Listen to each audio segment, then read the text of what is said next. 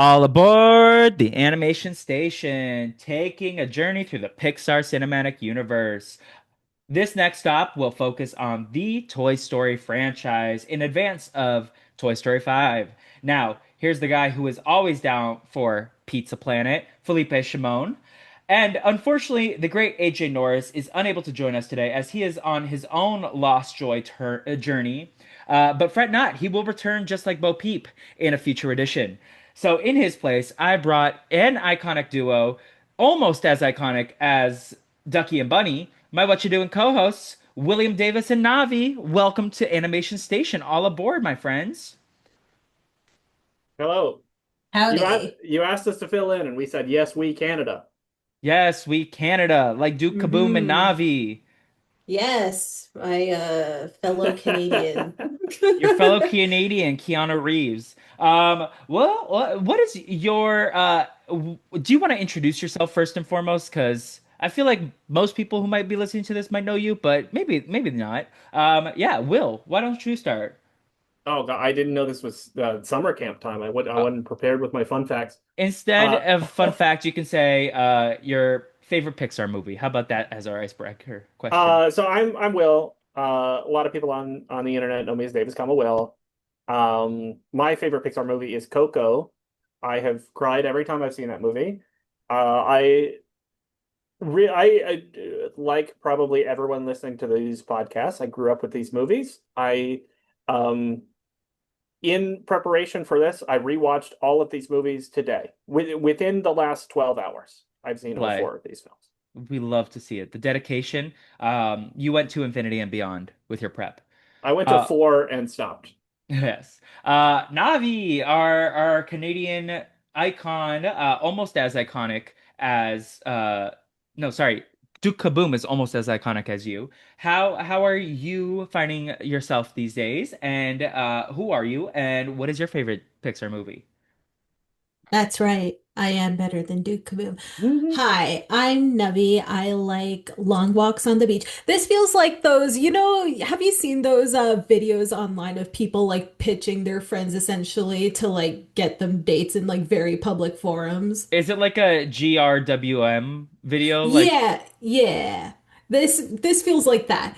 But yeah, I'm Navi. I used to podcast with Felipe talking about what you're doing, and now I just am a menace on Letterboxd, supposedly. And my favorite Pixar movie, and also in my opinion, the best Pixar movie, is Ratatouille.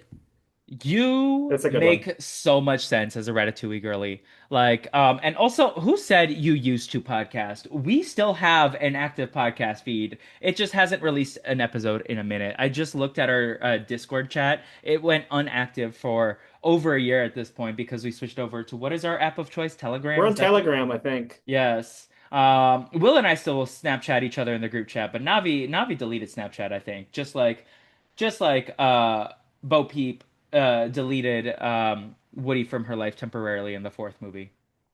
Yes, well, I mean, I am almost in my 30s, so if using Snapchat these Watch it, days. watch it, watch it, watch it. You know what else is in their 30s? Toy Story as a franchise. What is your origin story? I know you mentioned you grew up with it, but like, do you remember life before Toy Story, or was Toy Story part of your conscious, like it was for me and AJ from your first recollection of childhood? Well, Yeah, I mean, it was always like on TV, like on On the Family Channel in Canada? yeah, like on Family Channel or just even the other movie channels. They would sometimes have kids stuff on there in the mornings and I would watch it then. So, and I would also rent it a lot because I lived right across the street from a video rental store. So I would just rent them out then and watch them all the time. And also Kingdom Hearts 3. They added a bunch of Pixar yeah. worlds in it. So, Did you see the direct yesterday? yes, Kingdom Hearts 4. I'm so excited. I don't know what's Navi's more excited about, Zelda or Kingdom Hearts right now. I mean, I would say Kingdom Hearts because we actually got gameplay on Kingdom Hearts, Yeah. whereas Mm, Zelda was just a teaser trailer. T. William, what about you? What is your relationship with Toy Story? So I'm the only one of the three of us who was technically born into a world without Toy Story. I lived for about 6 months before the first movie came out. And of course I don't remember anything before this movie. I so in watching uh specifically Toy Stories 2 and 3, I remember seeing bits in the movie being like, oh, I remember when that was a trailer on TV. These particular Yeah. moments of the film. Yeah, it's been around for as long as I've been conscious. Yeah, we talked about this in the Toy Story podcast, which is out to the world at this point in time. AJ and I yapped for almost 3 hours about Toy Story because we're two silly billies who loved chatting about that fantastic film.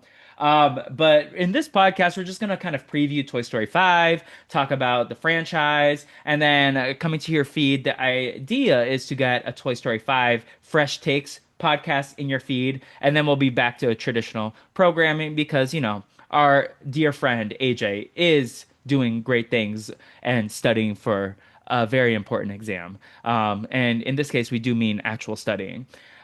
With that being said, did y'all grow up having any of these toys in your household? Did y'all have any favorite characters coming into the rewatch? Any expectations before you watched the movies? Let's go to Will first this time. Yeah, so the funny thing, I really like that the first two movies just have this huge assortment of toys that existed in real life and are just kind of background characters in this. The toy that I actually remember the most as a child of all of these, like, of course, like my older brother had a Buzz Lightyear action figure, and I'm sure we had a Woody. But the one I really remember the most is the microphone guy. We had that. Oh, a Mr. Spell. We had not Mr. Spell, the microphone. We had that. Oh, He's like a cassette player, and he yeah, has the microphone attachment to him. We had one of those. the Like mic. as yeah, um, that was a really big bit of nostalgia for me. Was just this microphone toy. But I mean, of course, we were as susceptible as everyone to the let's make these movies and then sell action figures based on these movies. We had tons of those toys, but even the ones that were toys prior to being in this movie, those were the ones that really stirred that sense of nostalgia in me. Hmm. What about you, Navi? I think I literally just had a Mr. Potato. That That's tracks. it. If I were to guess who Navi's favorite character in this franchise would have been before rewatching, I would have said Mr. Potato Head because Mr. Potato Head is on fire from moment one when he's like ages 3 and up, ages 3 and up. And I feel like he's just like an insult comic as a potato. And Mhm. Navi, I feel like Navi loves to heckle people. I And have Well, a couple I'll of be, big. Sorry, go yeah, ahead. go ahead. No, you go ahead. I have a couple of big thoughts about Mr. Potato Head. One, oh, let's say three thoughts. One, he was really an a-hole in the first movie. a funny Uh, a-hole though. yeah, yeah. Two, there's a really, and I apologize if you talked about this in your longer Toy Story 1 podcast, but there was a really funny moment. And I also picked up on this. So it was recently the 25th anniversary of Shrek as well. So I went and saw Shrek in the theater. They were re-showing it in the theater. And what really stood out to me in that movie and this one were like the jokes that are clearly made for adults that Hmm. kids would not find funny at all, or that would obviously not know what the joke is. And there's a moment where I think Ham is saying something, and Mr. Potato Head kind of like rolls his eyes and gives him like, "Oh, kiss my ass." Yeah, and But he's instead of putting the saying lips that, on his butt. he grabs his mouth and he puts his lips on his butt. That's really funny to me. Yeah. Navi, you want to talk about Mr. Potato Head? So, to be honest, Mr. Potato Head is not my favorite character in Toy Story. That would go to Jessie.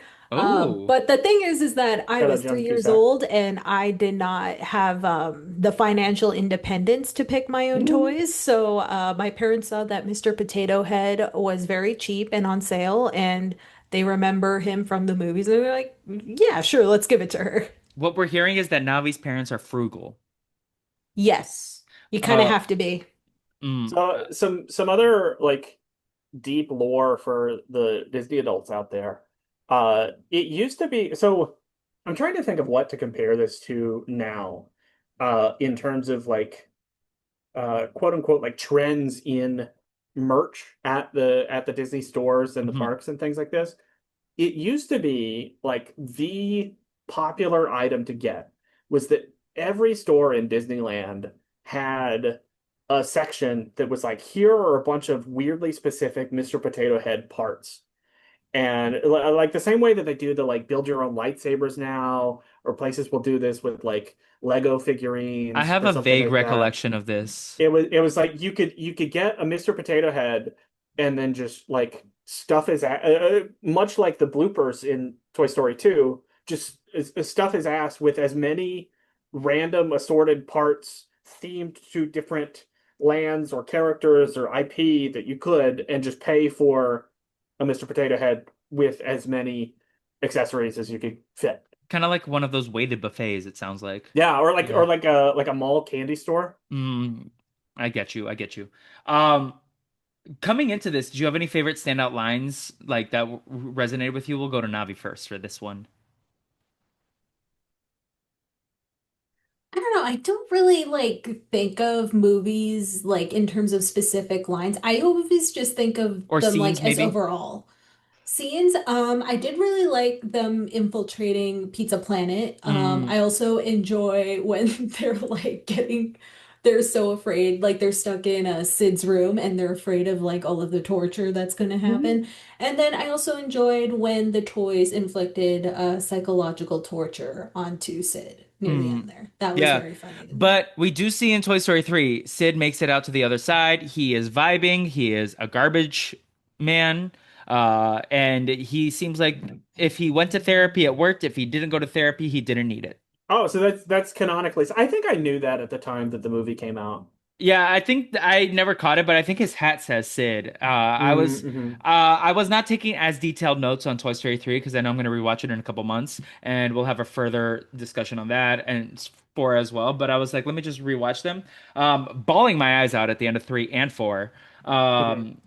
Just like Will at Coco, which also does have that effect on me as well.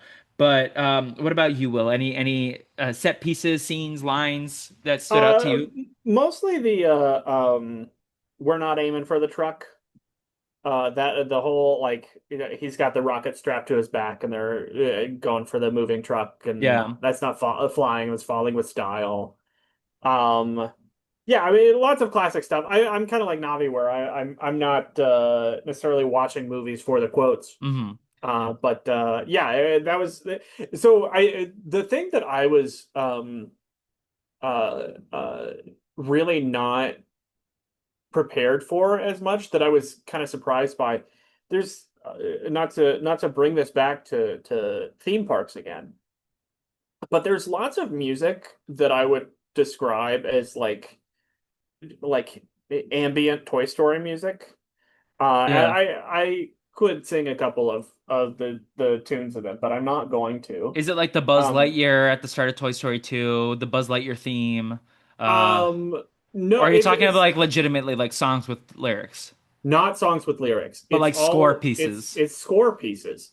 And since I think I've spent more time in like the waiting queues for the Toy Story ride in California Adventure and Hmm. Hollywood Studios than I have for watching these movies, that like I associate that music as just like ambient theme park music that's kind of Mm, Toy Story themed. interesting. And I didn't realize that it was pulled directly from the score. I thought it was stuff that was like meant to kind of evoke the vibe of the playroom, but I did not realize that it was, oh yeah, this is just straight from the score. And it's really prevalent in Toy Story 1 and a little bit in Toy Story Hmm. 2. Yeah. Those kind of scores, which I really like. I think the 2 score is my favorite. I mean, 1 and 2 are both like great. They're the ones that stick with me the most because, childhood. But Navi, do you have any other takes about like just overall set pieces, score, any of that, things that you were like fascinated by on this rewatch? And then we can start like diving deeper into some of the discourse that I have in my notes. I will say I really enjoy Randy Newman's both his original songs and the score. I especially like now that I'm paying attention to the lyrics and how well they fit with the specific montages they're used for. I thought those Mhm. sequences are particularly well done. Yeah.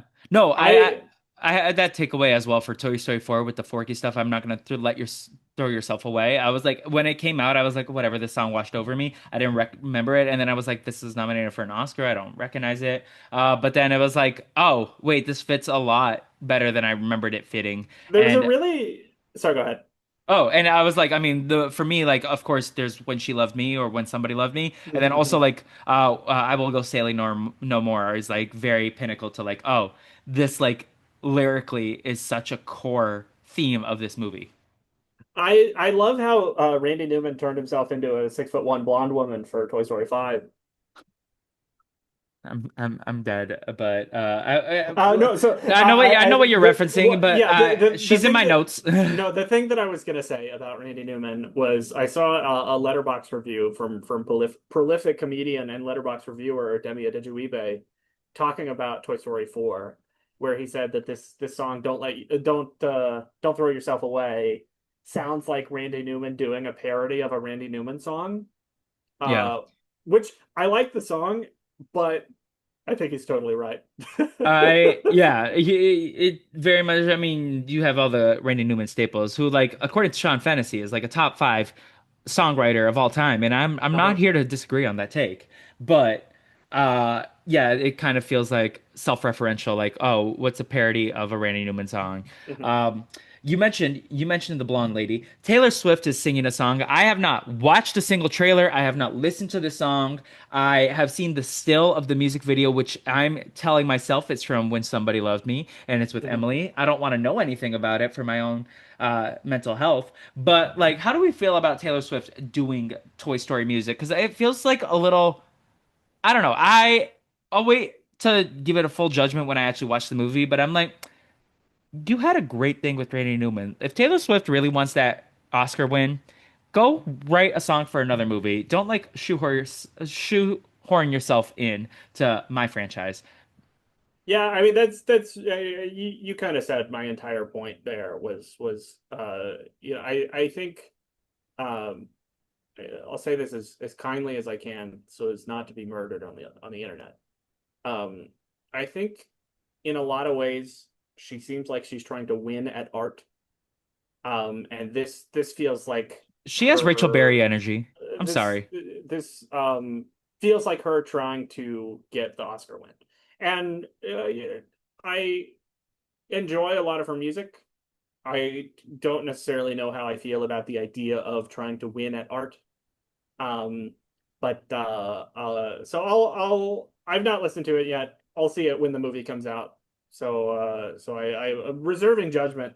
I'm not saying it's a bad song, um, but the fact that it exists does make me raise an eyebrow. Like, and from Disney's perspective, I completely understand why they're like, Taylor Swift and expresses interest in doing a song for Toy Story 5. They're going to be like, absolutely, cash grab, Oscar wins. Yeah. But like, I am frustrated because I don't have issue with Taylor Swift as an artist, but I have Mhm, issue with Taylor Swift as a brand and how like monocultural it is, and like it's mhm. unavoidable. And I'm just like sick of this lady. I'm sorry. Like, we don't have to get like super deep into my like Taylor Swift takes, but I'm just like, lady, can you just like go take like 5 years off and then come back and like people give people the chance to miss you? Uh, but Navi, I don't know if you have any core takes about Taylor Swift or if you want to just wax poetically about Mr. Newman instead. So, like, I get that Taylor Swift got her start in country, and Randy Newman's style is very like country folky style, Mhm, but Taylor hasn't done that in years. That part. mhm, And here's my thing. I don't know if her people went to Disney's people or if Disney's people went to Taylor's people, but it just seems like, for me personally, it just seems like Disney went to Taylor and was like, hey, you're like the biggest pop star in the world right now. Can you write us a song? And she probably was like, yeah, and then wrote like a, I haven't listened to the song, but it's probably going to be half-assed. Like, I don't know, modern day Disney tends to, I feel Don't you like modern day disrespect Disney. Lin-Manuel Miranda like this, I Navi. think I think the corporate interests are very much aligned on both Yeah. sides of this deal. Yeah. Exactly. Like it doesn't feel like a genuine like artistic If collaboration. it It just was, yeah. if it was, she would have been writing an original song for Disney's Hext, and she's not. She's writing it for Toy Mhm. Story because she already knows that that franchise has legs. I don't know. That's my take on the. Because if it was actually about like an artistic collaboration, I feel like there's so many other artists like in the country realm or in the folk realm that would have been better fits for this if they decided they didn't want to go with Newman for Toy Story 5. I Give would, us a Casey however, Musgrave song. I would, however, love to hear a duet between Taylor Swift's voice and Randy Newman's voice. That would be kind of amazing. Um, Before we get into like the dissection, before coming into this rewatch, did y'all have solidified rankings? I know Navi had never seen Toy Story 4 until this project. Um, but Will, let's start with you. Did you have like in your gun to your head, what was your So rankings I can tell you right now, it's 2, 1, 3, 4. after watching them all in a day? After watching them all in the last probably we'll say 12 hours at this point. 2, 1, 3, 4. I think maybe we were recording when I said this, or maybe we weren't yet. That I Toy Story 3 has this reputation for being, oh, it was the perfect ending to a trilogy. I think a lot of it is carried by when it came out. It came out at this time when the people who grew up with the first two movies are going to college. Um, and Toy Story 4 has this reputation of why did they make this movie when Toy Story 3 was a perfect ending? This movie sucks. And I think I went into that watch thinking Toy Story 3 is going to be not as good as my nostalgia tells me it's going to be. And Toy Story 4 is going to be not as bad as I remember it being. And I think that statement turned out to be true about Toy Story 3, but maybe not about Toy Story 4. Interesting, interesting. Yeah, I feel like because of my attachment from childhood, two and one, it's going to be hard to knock them out of the top two spots. I've Mm-hmm. always been a two defender more than a one defender. I think one is a funnier movie. I think two is the better movie. Mm-hmm. Um, and like two is probably the one I watched more as a kid. But like I think three is like a great conclusion. I thought three is like it has an incredible build. And like genuinely my take on this movie is that it is like a horror movie about corporate America. Mm-hmm. And I don't know, it just like it hit hard in this rewatch. Uh, I also, like you, kind of went into Toy Story 4 being like, eh, and I came away from it appreciating it. Now, with Toy Story 5 happening, I'm kind of like, are we just undoing all of this legwork that you spent Toy Story 4 doing? Yeah, Because Woody's back. what is That the is end of something. Toy Story 4 if he's going to be back for 5? Yeah, and it's like I don't think Bo Peep is back, but I know Woody's I back, think I I saw guess. her in a poster. Maybe she is okay, but it's just like yeah. This is my same take about Mandalorian and Grogu. Is that like why do we spend 2 seasons getting Mando and Grogu separated, only for them to return in a random episode of the Book of Boba Fett that nobody watched? Like you spent all this emotional labor paying off this story, have this trust in your story to like go with it. And listen, I'm open to Toy Story 5. I'm actually a lot more open to Toy Story 5 than I was with Toy Story 4. Mm-hmm. But like, do we need it? No. I saw a couple reviews. I'm trying to avoid them, but it's basically like, yeah, it does deliver. But um, Yeah, I don't know. let's be glad this isn't a Mandalorian and Grogu podcast. I saw that movie twice and I was bored. Why? Why did you see it So, twice? so I saw it the first time because I was on a cruise ship the day it came out and got to watch it a day before it came out, so wanted to say that I saw a movie before it came out. And then I was telling my friends about how boring this movie was, and they were like, "Oh, we got to go see it." So I went with You should them, have gone to the bar and just and waited for yeah, them.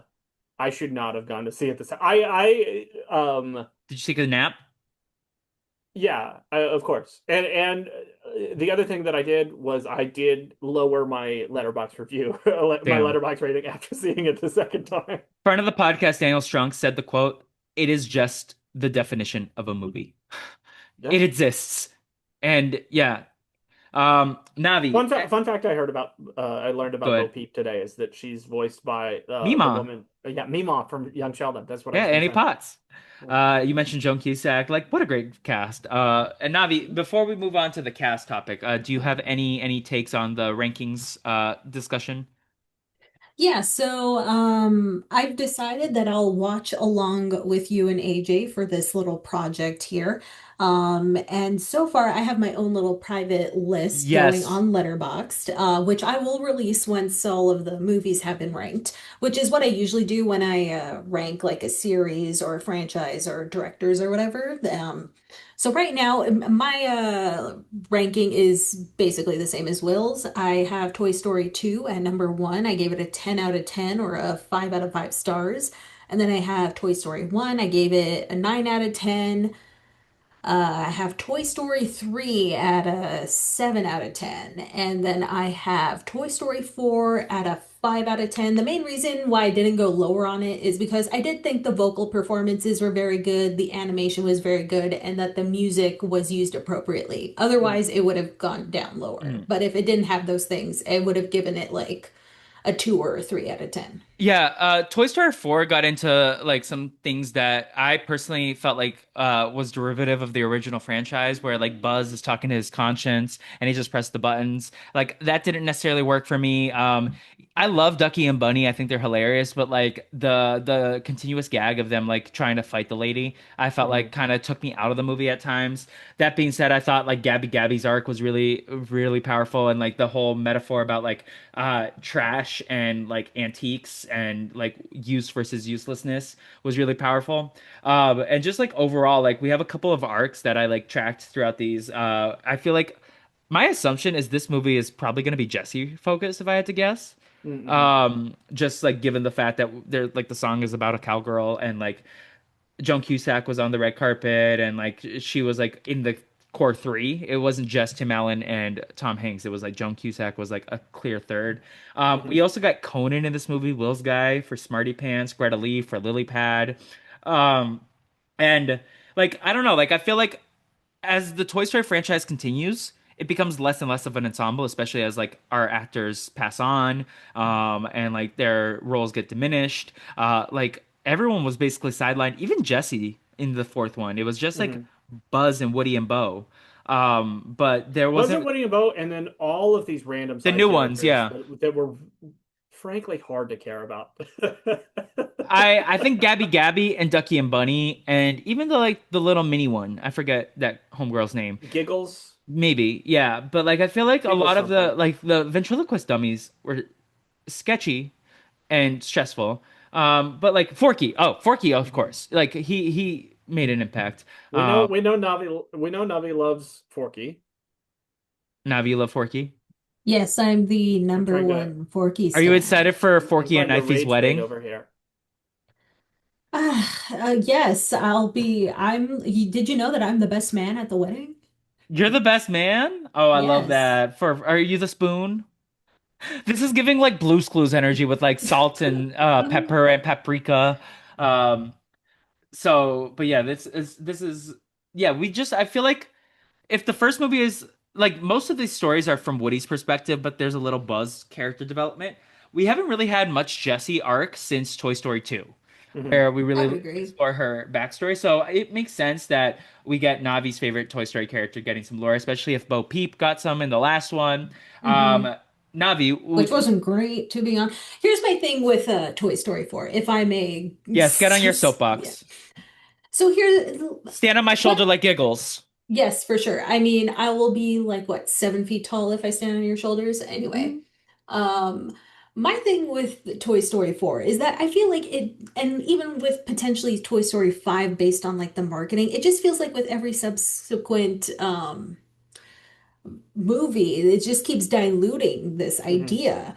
It's, like in Toy Story 4, we don't get as much with the older toys. Like we Mhm. Like focus more on Slinky, these newer Potato Head, Rex. characters. Yeah. Yeah, exactly. Which it would be fine, but the thing is, as a result, you get these one-dimensional characterizations. Like Buzz isn't like, yeah, he's kind of an airhead, but he or like kind of naive. But in four, he was just it felt like he regressed quite a bit in a way that Mhm. didn't make sense for him. Not in the same way that he regressed in three, where like when they were messing around with his panel. Right. Um, They, but yeah, it kind of feels like they don't know what to do with the character of Buzz as much, Yeah, and Yeah. it and how doesn't they help can that. apply Yeah, it. exactly. And thing is with three too, and some would argue that even three wasn't really necessary, but at least Lee Unkrich was still involved. And Lee Unkrich was involved in That's one Will's and two, boy. even though Lasseter wasn't directing it. So I think that helped too. But here in four, no, Josh Cooley or whatever his name is, he was not involved with the first three at all, Hmm. from what I understand. And it just felt like he didn't understand these characters. He didn't know what to do with them. He didn't understand what made Toy Story work the way it did. So that's why I'm not jazzed about Toy Story 4. And not to be like a downer on this very lighthearted podcast about like a Hmm. Disney like series, but like I don't know, modern Disney, the past decade or so has just like not been my vibe. And I think that's part of the reason why is that they can't leave well enough alone. They have to keep beating the dead horse until it's dead and no one cares anymore. Hmm. And to your point, like we prefaced this on the preview show that AJ and I did, but like I have beef with Lightyear because in a similar vein, Yeah, I'm Homeboy I'm just glad we're not talking no, about that's that not one. part of this That canon. that movie Yeah, I have sucks. not even seen Lightyear yet, and I'm Navi, I'm dreading it. she's dreading it. Like I found it very frustrating and kind of like a slap in the face to all the kids who grew up watching Toy Story. And like this is no disrespect to any of the artists, the creators, anyone like who put forth an immense amount of effort to make these movies. Like I've worked on sets. I've never worked in animation besides like my 2 days on the Loud House as a sub.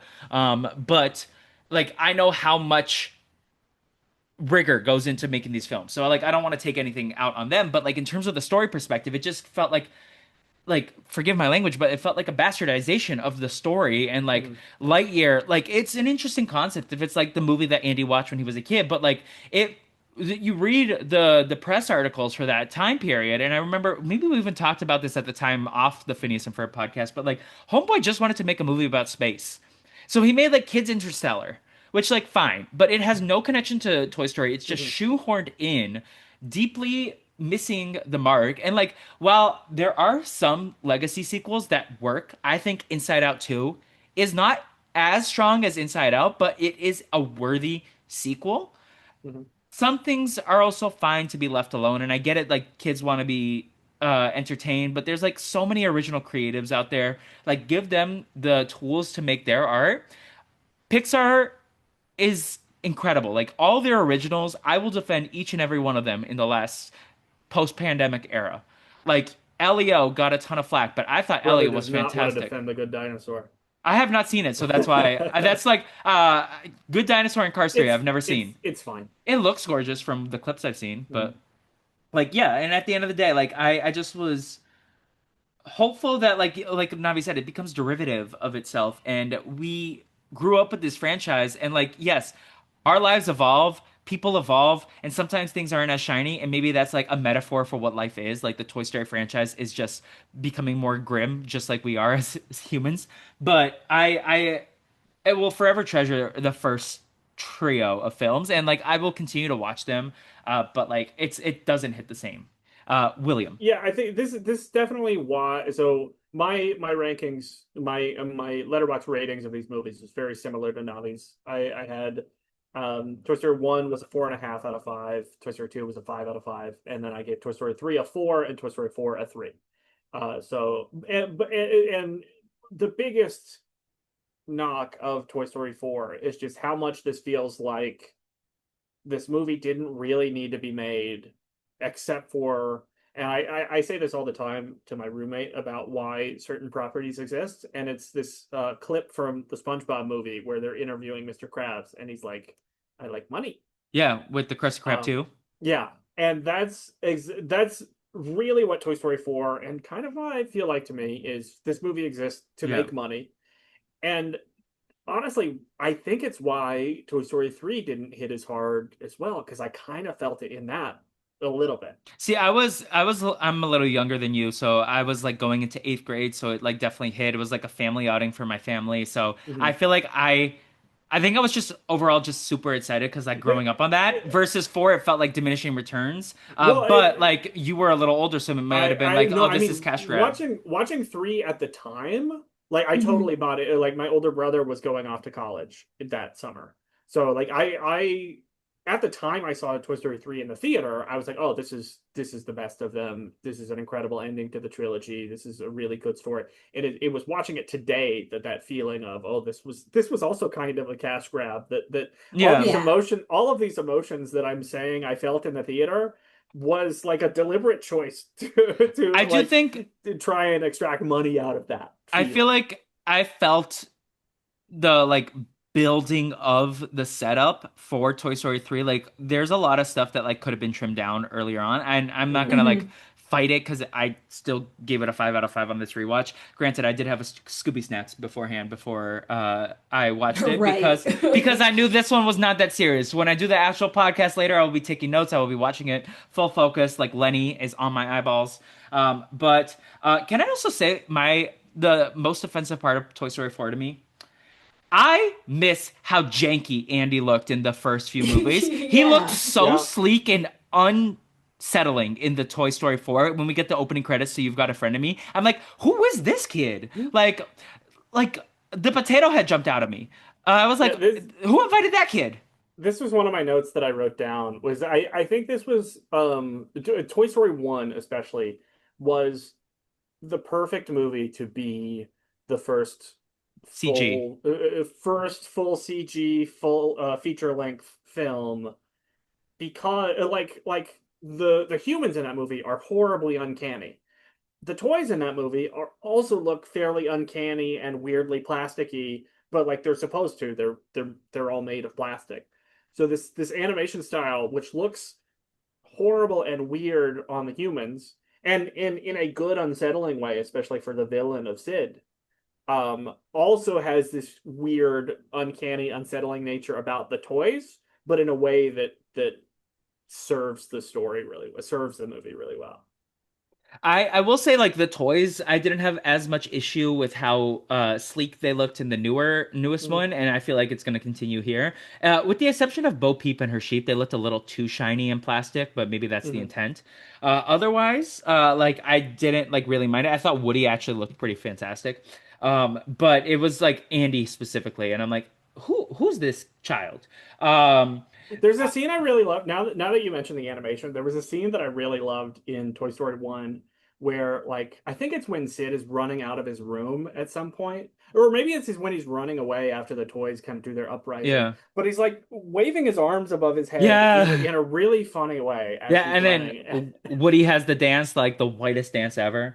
Mhm. But you mentioned Sid, so let's talk a little bit about our villains. So we got Sid in the first movie, Sid and Mhm. Scud. You mean that hairy child? No. That's then we get Stinky Pete and Al's Toy Barn, Wayne Mhm. Knight, who I found out in the research for the first movie, Wayne Knight was considered for Buzz, which is crazy to me. So was Navi's guy Michael Keaton, who was Ken in the third one, but He we was got great as Ken. Navi's letterbox review is all about Michael Keaton. We got lots of hugging bear for the third one, and then we get Gabby Gabby, who's more of an anti-hero, or like she's Mhm. she's a twist villain in the opposite, where she's like a surprise good guy, I guess. And if I were to like put money on it, granted, like I don't know anything, I didn't watch the trailers, but like I feel like Lily Pad is probably gonna be like it's gonna be like a wholesome story. Like Lily Pad, she's the villain, right? Um, so that's my assumption. In terms of the themes in the movie, I really am fascinated by the tech in this film. And how do you feel about the themes overall, Will, and the villains before we move on from that topic? So villains, I think in general they're pretty good. I think like Sid represents this villain who's like a kid who like plays very differently than a kid who plays with toys in a normal way. um I think Al and Stinky Pete are both really compelling villains for a movie like this, where Stinky Pete is like this toy who of course they were able to buy him in the box because he was so unpopular. So it was like easy to find him compared to Woody and Jesse. And Al is just like to make the like gross middle-aged man collector type be the villain is really funny. Um, Lotso, I think is a good villain. I think he's a little bit overhyped as a villain. But I think he's a really good villain. Um, and then Gabby did not work as well for me as a Mhm. villain. So I watched this movie with my roommate, and so Gabby says something like he this was his first time watching it, my second time watching it, and she says something about like, oh, you still have your voice box, and he's like, oh, that's a really ham-fisted way of setting this up for later, Yeah. and then like the very next line she says is like, I want to steal that from you, or something like that, where it's like, oh, let's just give it all away right from the beginning. And I feel like um you're right that she does kind of become a little bit anti-hero at the end of like having this story of really wanting to be loved by a child. Uh but for at least the first three two-thirds of the movie, it felt like she was kind of reheating Lotso's nachos. I definitely feel that Toy Story is at its best when it discusses like the human desire to be loved and accepted. Hmm. I think that's where it's strongest, and even like from the jump, where Woody's feeling insecure that Andy prefers Buzz over him when he gets a new toy. Which Hmm. again, I mentioned this in the podcast with AJ, but like, what is Andy's mom doing, putting up the posters of Buzz Lauren when they are Metcalf, by the about to way. move? Yeah, that is wild. Um, Just save the posters. uh, But yeah, there are a lot of great themes. You mentioned something about themes earlier, but like yeah, a lot of themes about like mortality or the yeah, immortality of toys. Like you see this a lot in like media where like, oh, you have this character who lives for 1,000 years or something. What's it yeah, like for this like the Good guy Place. to? Yeah, it's like what does it mean to be a being that lives forever where you can't like have a romantic partner or something because you'll have to watch them die, Hmm. or like any family you have you'll have to watch them Yeah. die. It's kind of what these toys through when they see Yeah. their kids continually grow up and throw them out. Navi, do you have any takes on the villains before we like dive deeper into some of these themes? So I really enjoy the villains that don't necessarily have anything redeemable about them. So like Al specifically, I find is a really funny villain because I feel like it was Disney's way, or I guess Pixar's way of like poking fun at the adult collectors of the toys that they made after the first game Mm-hmm. or the first movie, and kind of commentating on how, they kind of take the joy out of like the things that kids like. I say this as someone who also collects things that would be considered for children, Mm-hmm. namely like trading cards and all that. I really enjoy Stinky Pete. I get that he's like a twist villain, but he was a twist villain before Pixar and Disney were really leaning into Mm-hmm. the twist villain thing. Hmm. And also, like, his end is very funny, especially when he lands into the backpack of that girl and you You're see gonna the love Barbie. Amy. She's an artist. Yeah. And for me, like with Sid in the first movie, he doesn't feel like a typical, he kind of feels like a force of nature almost. Because if remember in three when all the children show up and they beat around, it's kind of like Yeah. that in that way. I really appreciate. Plus, like, I read a Letterboxd review that I thought was pretty funny and pretty enlightening, and where they were like, oh, like Sid is too poor to get new toys, so he has to Yeah. like fuck up his old toys in order to make it feel like they're new toys, which I thought was an interesting angle on that. With Lotso and Gabby, it just feels like they were trying to do, especially like with Lotso, it was about like their tragic anime backstory and like how they're gonna like trying to give them more depth than like, or make it seem like they had more depth than they actually did, which is why Ken worked so well for me in three, is because he was like kind of this doofy idiot. And like the way he does get his redemption is more hilarious or easier to buy for me than with Gabby. Mm-hmm. In terms of I want to take this first in terms of Sid. Adrian and I got into a debate on this on the podcast. I was on the argument that Sid has an incredible imagination, and AJ was like, "What is wrong with you?" And I'm like, "No, no, no. Sid is playing. He's just playing in the most crazy way possible, where he's like breaking toys apart and pretending he's a doctor, but he's still pretending he's a doctor in the OR." And then we get one of our favorite lines from that movie. I don't believe that child has ever been to medical school.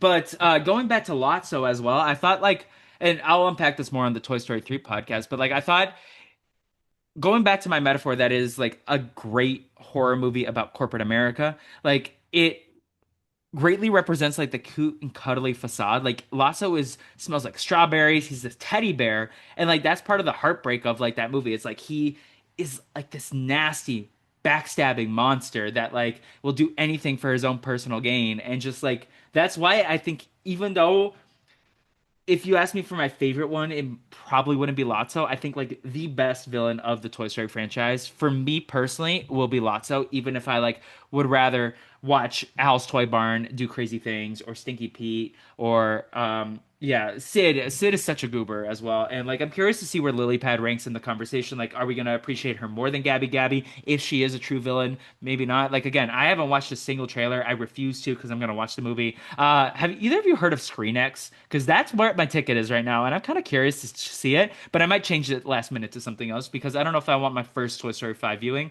to be ScreenX. I have no idea what that is. ScreenX is the one where you have a theater on your left. It's like the three walls. It's like there's no back row screen, but there's a screen on your right, a screen on your left, and a screen in the middle. Huh. It's an AMC thing. But yeah, it's just like very trippy, and that's what I got my ticket for. And I'm like, maybe a second viewing would be ScreenX. But in terms of themes, like I know Will mentioned some. Navi, It's do you been have a any while. favorite themes Oh, that you want to? the other last thing I'll Oh, say about yeah. Big Al, that Navi kind of mentioned. I love when media is not afraid to make fun of the toxic parts of their fan base. I mean, Uh, John Lasseter has said that Al is based off of him.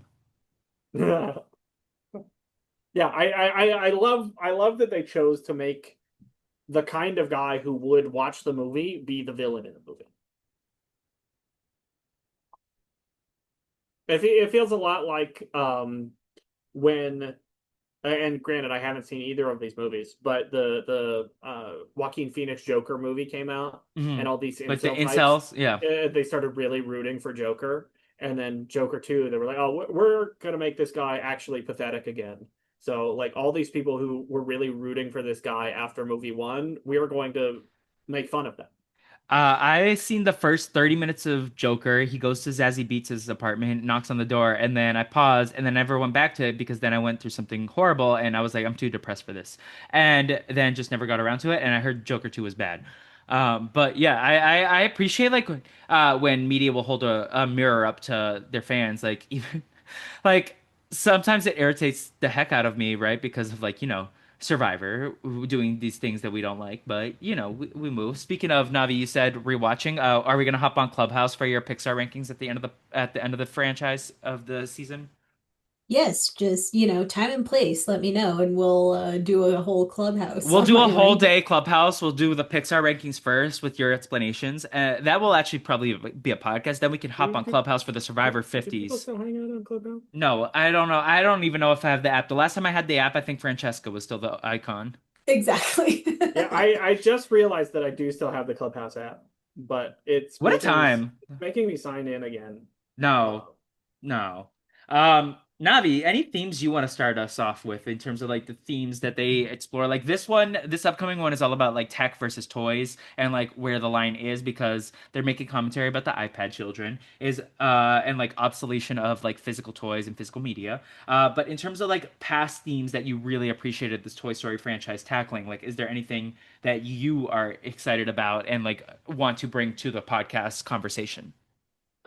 I always really liked the theme of the first movie where Woody is considering whether will he be replaced by Andy by Buzz, and like what does that mean, and what does it mean to be a toy?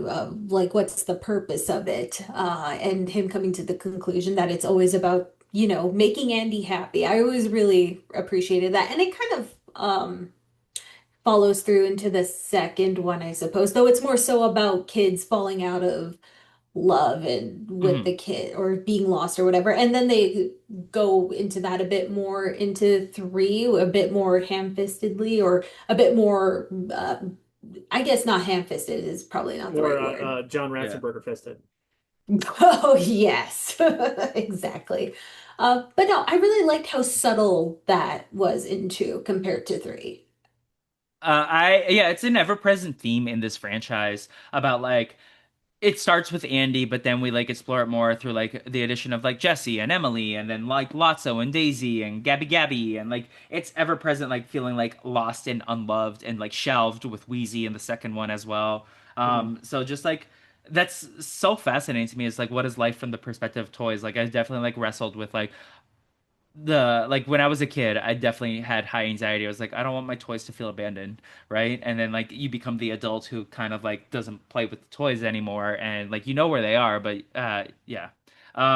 In terms of like a theme that I really resonated with, and Will talked a little bit about this, but like the collections, the antiques, the like as super fans of different projects, that is how we became friends.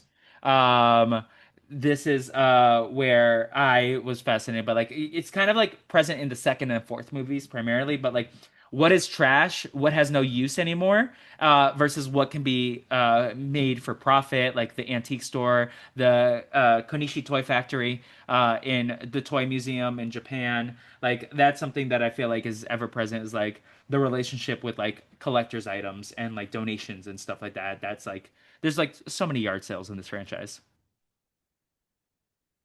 Will?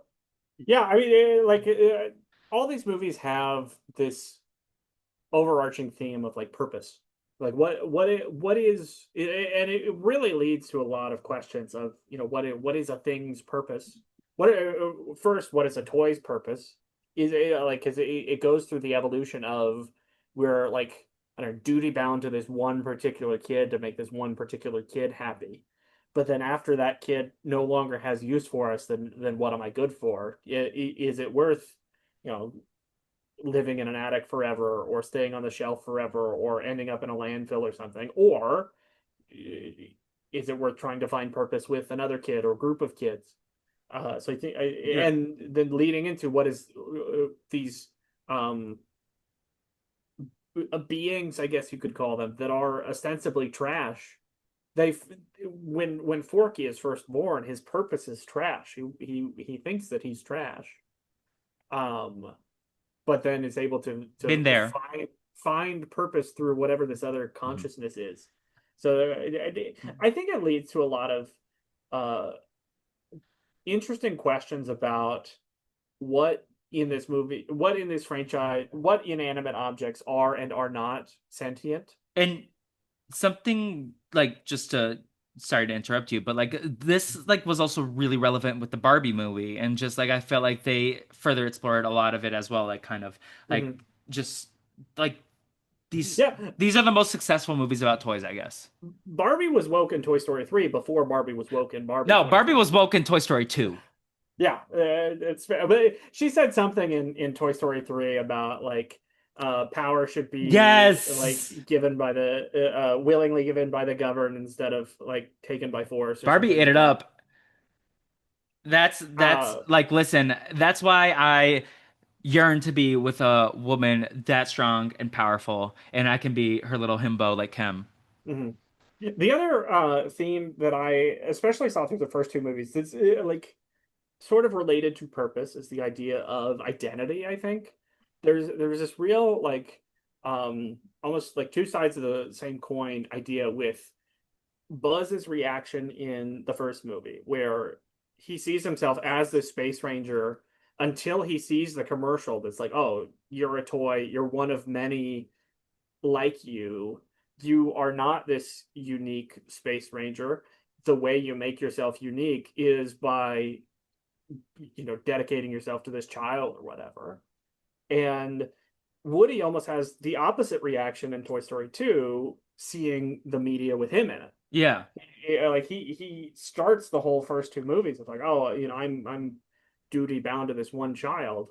But now that I see, oh, there's actually like people outside of this one kid care about Woody, I could be this really big famous cowboy or whatever. And I think Toy Story 2 has a lot of these um themes of like biological family versus found family, and like if Woody is acting as Buzz acted in the first 45 minutes of the first movie, then he would want to stay with Bullseye and Jesse and Stinky Yeah. Pete and all of the memorabilia around him, but has realized that not just Andy, but also all these other toys that he has lived his life around are more important to him than this um wanting to feel like the star of the show, I guess. No, absolutely. I 100% love what you're saying there with the identity. Although when you first started talking, I was like, yes, I do agree. Ham and Slinky would make a great gay couple. Mhm.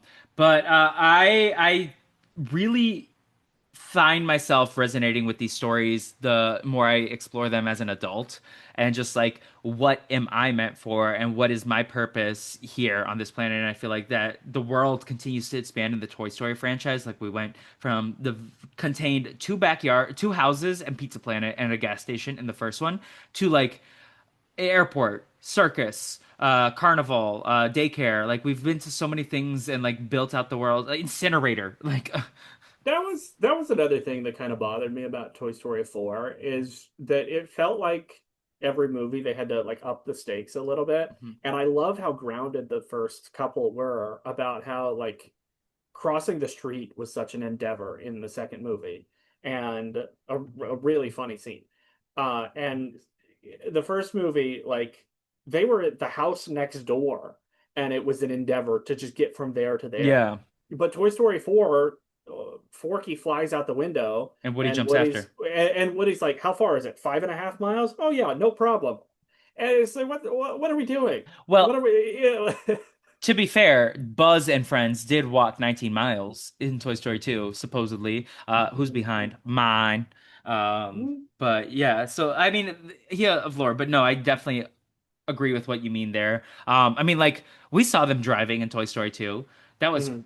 chaotic. Like, these toys have Yeah, but been the thing is menaces. with like in two, like we got to see that process more. It's kind of Yes. Mhm. similar to like early seasons of Game of Thrones where you got to see them actually travel, and then later on in the Mhm. season it's like they warped into like these Mhm. very different Mhm. places. It kind of feels that And way. I don't want to like get too like nitpicky about plot holes in a child movie series like this, but it feels like we're just not sort of respecting the world that we've already built.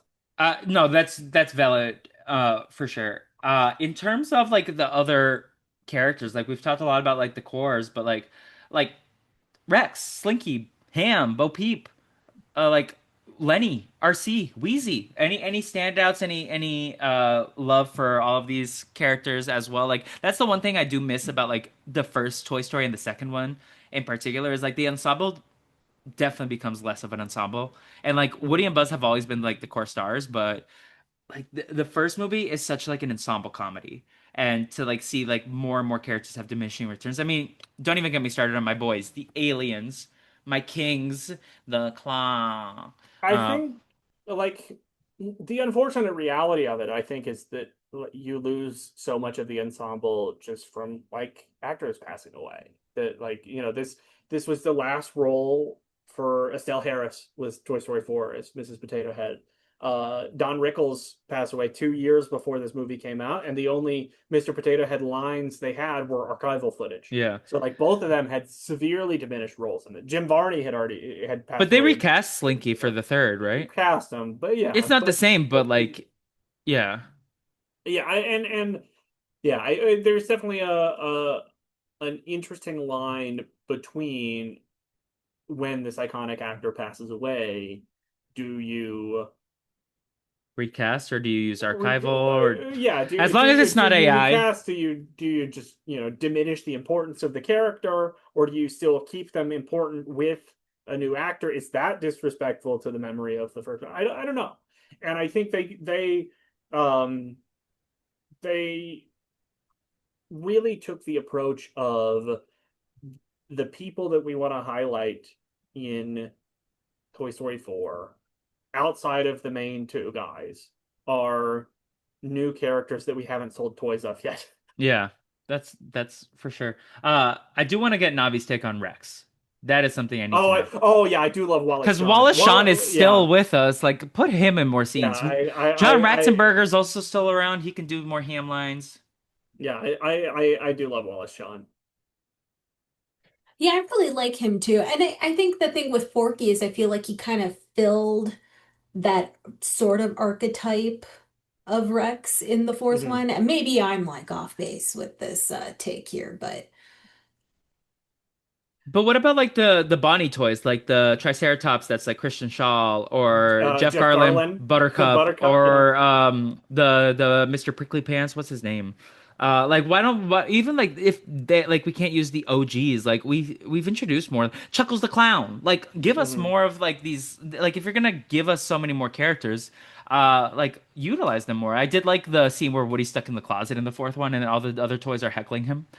Um Oh like yeah, that was a good. So the other like, I'll call them old people toys, like Melephant Brooks and oh, what was Betty White? Betty White was something, and Cheryl Burnett and Carl Rhinoceros or something. that's funny, yeah. Carl Reiner was there as a What rhinoceros. about like Hungry Hungry Hippos in the next one? Like, Yeah. yeah, that would be fun. Um, yeah.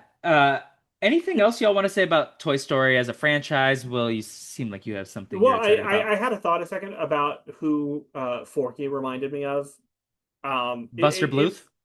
well, I mean, I know Tony Yeah. Hale voice. It's as a character, this character who's just kind of, especially at the beginning of the movie, a character who is introduced just to be annoying.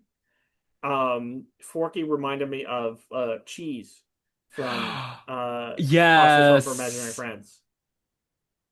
I'm obsessed with that episode. I need to rewatch it. Chocolate Milk. Ugh. Yeah, Navi, it's just like saying shit to say shit.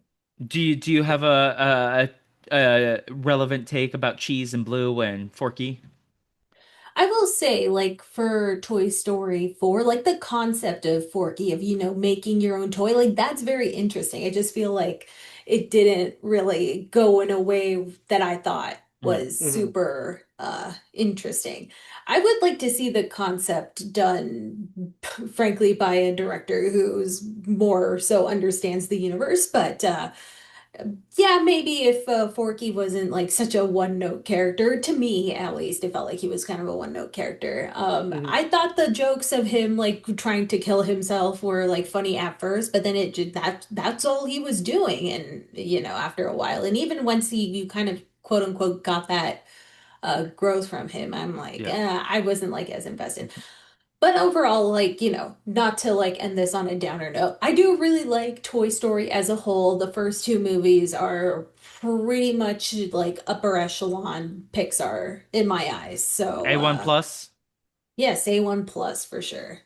Um, I would love if Toy Story 5 ended with the toys ending up at Andy's house with his children. If that doesn't happen, I'm at peace with it. But then I feel like if that's the loop that we close on, no more.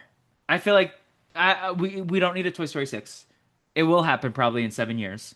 But like I would like us to be comfortable as a society with letting things exist and not needing to continue necessarily stories unless you have something very, very important to say, or you can make it work. I thought the Malcolm in the Middle legacy sequel was a Hmm. perfect like little snippet of like what life would be like 20 years later, but they didn't like break the show. They didn't shatter the universe. And that's kind of where I'm at. Like I don't need all these legacy sequels. We're gonna get a Coco 2. We're gonna get an Incredibles 3. Like I know that's part of what modern movie we're gonna making get is. live action Moana. Oh, and it's That gonna go gangbusters at the box office. That is gonna make so that much upsets money. me So so they are much. gonna learn the wrong lessons. But like, I am hopeful that in this economy of backrooms and obsession and these like Gen Z auteurs doing creative things, that like we have a pivot. And like, will I still be sat for the upcoming Spider-Man, the upcoming Toy Story 5? Absolutely. But like, Mhm. we don't need to like retread old ground. Mhm. Try like doing something similar but with a twist. Like If you want to tell like interesting stories, there's other things like we like with respect, if these are stories about our toys and how they become obsolete over time, maybe it's time to let the toys stay where they are and we just revisit them and we don't try to make new stories with these toys, right? I don't know. Or crazy idea, let's all vote with our wallets and not go see these legacy sequels that Yeah. like are like perpetrating like this entire thing to begin with and support like original ideas. How about that? Navi, you have too much faith in me. I'm a simple target for consumers. So And like this is I'm why we're gonna get Toy Story 6, y'all. yes, it's because we're doing this Pixar podcast, right? Yeah, any final thoughts about Toy Story? Should we get into like the plugs for y'all? I think that's all. I was gonna check through my notes, and I remembered one of the things I wrote down. I did not realize that Joss Whedon did the screenplay for the first movie. Yeah, so Joss Whedon like cleaned it up a ton. Like I like have a lot of complicated feelings on that man, but like he did really like give a fresh jolt to the script of Toy Mhm. Story and made it a lot better than where it was. And like he's also heavily responsible for like the success of Marvel. So like even though the man is kind of a trash bag, um he has a very important role in multiple famous properties. Some other things I wrote down in the first movie. It doesn't feel like these characters are friends; they're coworkers, which I thought was really interesting. Going back to that I mean, after, because like I think of them as friends because I've seen all of the movies, but they're like a family. Do they even say it's that in Toy very Story 3?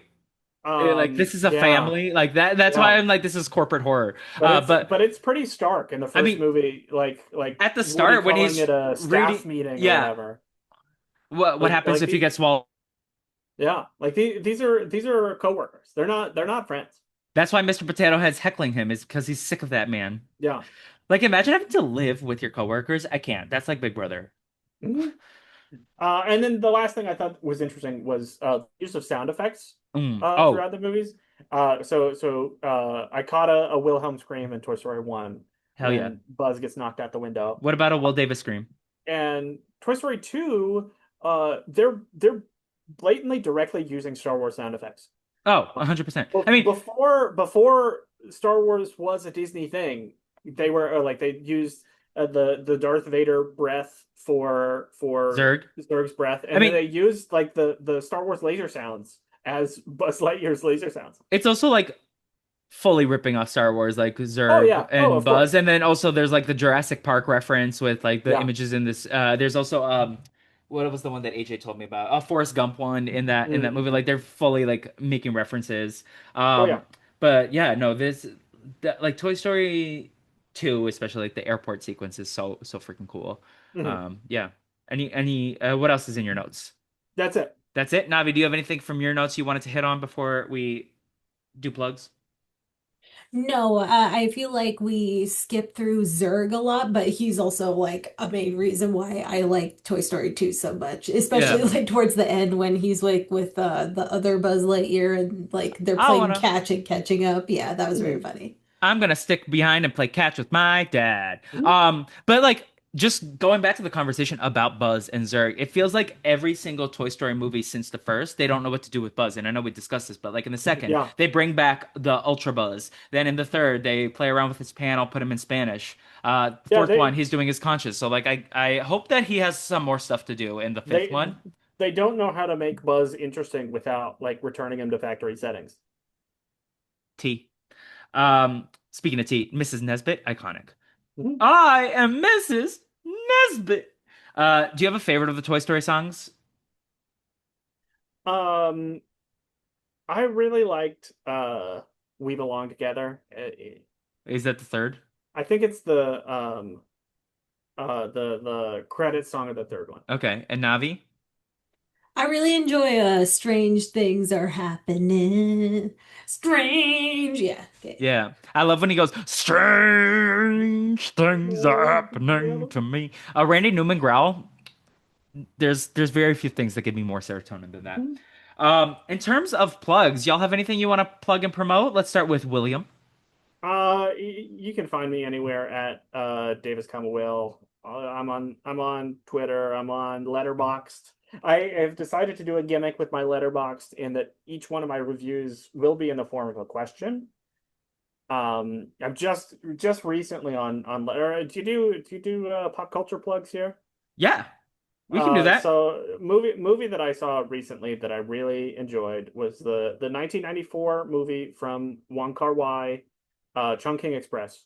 It was Yes, it very was it good. was really cute. I really enjoyed it. Awesome, awesome, awesome. It's on So Hulu. It's really like two separate stories that are not really related at all, but really good movie. awesome. Yeah. Yeah, go follow Will on Letterboxd. And also Jeopardy, if you're out there, cast this gentleman. Uh, and y'all can cast me too Oh, if I'm we're like doing a pop day. culture. I by the time this podcast releases, I'm still technically in the contestant pool for Jeopardy. Of like they said, oh, if we don't contact you within a year of this date, then just take the test again. And I think that date is tomorrow. Okay. Well, So I think you should be cast on it. Navi, what about you? Will you be applying to Big Brother Canada or do you have other plugs to plug? Fuck no. You can find me on Letterboxd at Cause I'm Navi. I'm currently going through all of the Academy Award, aka Oscar Best Picture winners, which is making me hate life. Cause Are who you would have going in thought? order or are you randomizing it? I'm just going based off what's available on what service I have, Hmm. or have access to, I should say. What's the most underrated one and what's the most overrated one that you've encountered? Ooh. I've only watched, according to Letterboxd, at least like 38% of Hey, that's more than those. me. So let me just pull up Navi the. is a pro user on Letterboxd. Navi is she? Hey, are you a patron as well of the Letterboxd? Navi I think I'm just pro. Pro. Okay, I don't remember if I'm patron or pro, but like we love that feature. I need to use Letterboxd more. It's just so hard. There's so much to watch, so much TV. I still Oh, haven't you're even. both pro users, yeah. Yes. Um, I did see Disclosure Day today, and I would love to talk Mm, about it with people if anybody wants to yap about it. I mhm. have takes, and I want to make my joke that I'm gonna put on Letterboxd, but I don't want it to like influence either of you before you see it. So I'm really proud of my joke that I have lined up for the film. As Navi pulls up her Letterboxd, let me do some quick plugs. So subscribe to Animation Station on whatever podcast app you're using, Apple Podcasts, Spotify Podcasts. We're also on YouTube. A 5-star rating and review on Apple Podcasts and a subscription on whatever platform you listen to goes a long way as we're building out our content. We're also doing Slime Time Rewind. Myself, Nicole, Will, Navi. We're gonna do lots of different chats about nostalgia from the 2000s. Recently did an episode on Hannah Montana at 20, High School Musical at 20, All Grown Up at 23 because I messed up and thought it was 20. And then also the Jimmy Timmy Power Hour with the great Nicole Horn. And y'all can do the same thing over there on that podcast feed. In Wait, you said you already did the Jimmy Timmy Power Hour? I've done the Jimmy Timmy Power Hour twice at this point. Can I would like to pitch that you do the Jimmy Timmy Power Hour while also doing a Power Hour. We'll talk offline.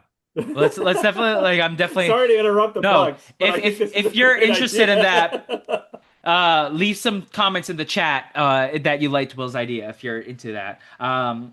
In terms of like the finances, we have a Patreon, patreon.com/, Brazilian Dragon Productions. I'm also on Substack. I do both free articles and paid articles for different people for the Substack tiers. And then on Patreon, we do the Dragon's Den over there, which is a patron exclusive. We have a community over there, so feel free to join patreon.com/, Brazilian Dragon Productions. And in the upcoming patron feed, we're going to have Brazilian Dragon Games 9 with Ari Ferrari. Navi has been a guest on the Brazilian Dragon games before, where Chucky Finster was being chased around by Norman Osborn from the Spider-Man universe. And this one is all going to be the 48 Survivor winners that we have for US Survivor with the great Ari Ferrari. So if you're interested in that, subscribe on Patreon. Otherwise, just go to Instagram, follow me at What the Fleep at the Brazilian Dragon for my main and my content account, more stand up in the future, all that jazz. But otherwise, the best way you can support the podcast is by rating and reviewing and subscribing.